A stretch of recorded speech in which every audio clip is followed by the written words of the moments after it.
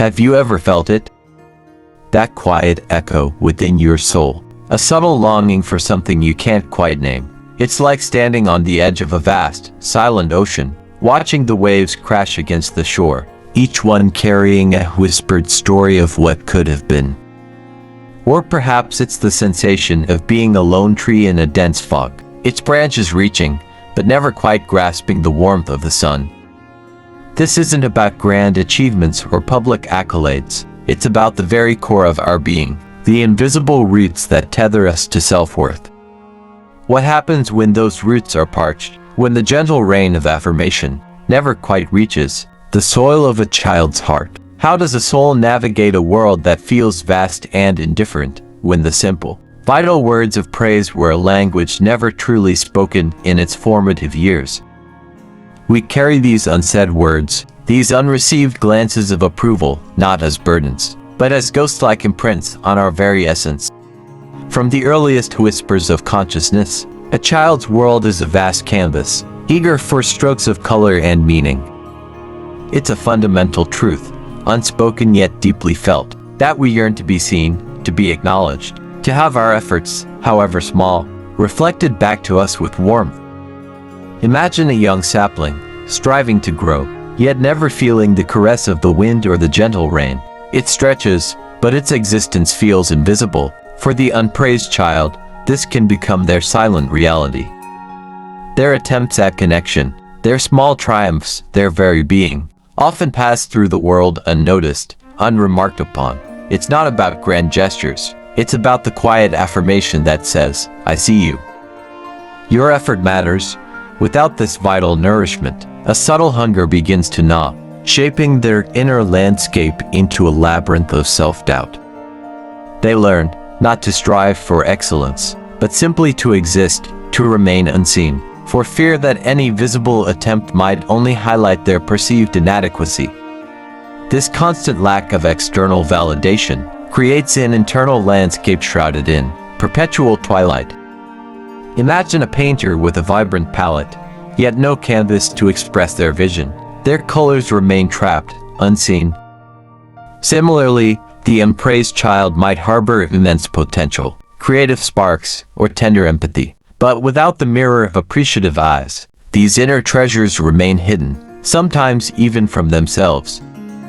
They learn to interpret silence not as neutrality, but as quiet disapproval, or worse, as evidence of their own insignificance. Every attempt to shine, every small victory, is met with the deafening sound of nothingness. This absence isn't just a void. It becomes a sculptor, subtly molding their self-perception, whispering doubts into the tender chambers of their heart. It's a slow, insidious process where the belief that I am not enough takes root, growing deeper with each passing season of unacknowledged effort. But here's a profound thought: perhaps the absence of praise, while wounding, also carves out a unique strength.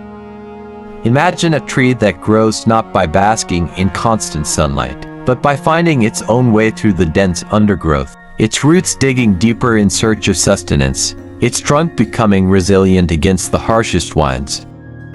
Could it be that the child who learns to navigate the world without constant external validation develops an internal compass, an unshakable core that isn't dependent on others' approval? This is not to romanticize the pain, but to acknowledge the transformative power of adversity. When the world doesn't offer a mirror, one is forced to look inward, to discover their own reflection, their own value, not in the eyes of others, but in the quiet knowing of their own soul. What if this difficult path, though lonely, ultimately leads to a truer, more authentic sense of self, untainted by the shifting sands of external opinion? This inner resilience, born from the crucible of unacknowledged effort, becomes a quiet superpower. The unpraised child, rather than chasing fleeting applause, might learn to celebrate their own small victories in the sanctity of their heart. They become intimately familiar with the landscapes of their own desires, fears, and triumphs, forging a self-reliance that is both profound and rare. This journey is not about hardening the heart, but about deepening it, creating a wellspring of self-worth that no external drought can truly deplete. They may develop a fierce independence, a knowing that their value is inherent, not bestowed. It's the difference between a house built on sand, vulnerable to every tide, and a home carved into bedrock, solid and enduring. This intrinsic motivation, this quiet self-validation, becomes the true foundation upon which they build their lives, brick by self-forged brick. So, as we reflect on the echoes of the unpraised child, we are left not with a story of pure sorrow, but of complex resilience. It's a testament to the human spirit's capacity to adapt, to find light even in the deepest shadows. Yet, the question lingers, at what cost does this self-reliance come? Does the armor of independence, forged in silence, sometimes become too heavy, making it difficult to fully trust, to truly connect? This journey of forging internal worth is undeniably powerful, but it often leaves subtle scars, a lingering hesitancy to believe in genuine warmth, a constant questioning of one's own deservingness. We carry these histories, these emotional landscapes, into our adult lives, influencing how we receive love, how we approach challenges, and how we ultimately see ourselves. The unpraised child within us never truly disappears. It merely learns new ways to survive, to thrive, or sometimes, just to exist. Perhaps the greatest lesson is not to erase the past, but to understand its profound shaping influence. To acknowledge the child who yearned for a word, a glance, a simple acknowledgment, and to offer it now to ourselves. It is a slow, tender excavation of the self, uncovering the silent messages we absorb, and consciously choosing which ones to carry forward. This is not about blame, but about profound self-compassion. For the one who never received external praise, the journey often involves becoming their own most loving advocate, their own steadfast mirror. It is learning to speak the language of kindness to the inner child, to offer the validation that was once withheld, not out of necessity, but out of a deep and abiding love for the self that has navigated so much. What does it mean to heal, not by forgetting, but by embracing the entirety of our story, the celebrated and the unpraised alike? So, how do we honor the journey of the unpraised child within us and around us? It's not about finding fault, but about cultivating a deeper awareness, a more tender empathy for the unseen, struggles and quiet strengths that shape us all.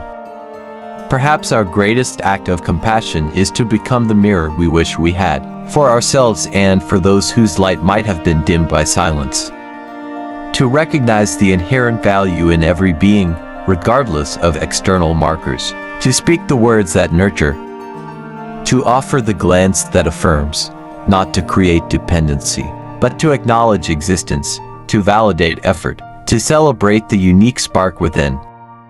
For in doing so, we don't just heal old wounds. We participate in the quiet, profound act of shaping a world where every soul, once unpraised, learns to echo its own beautiful song, loud and clear, knowing it is heard, knowing it is enough. How might our world transform if every child, and indeed every adult, knew the quiet strength of being truly seen and valued,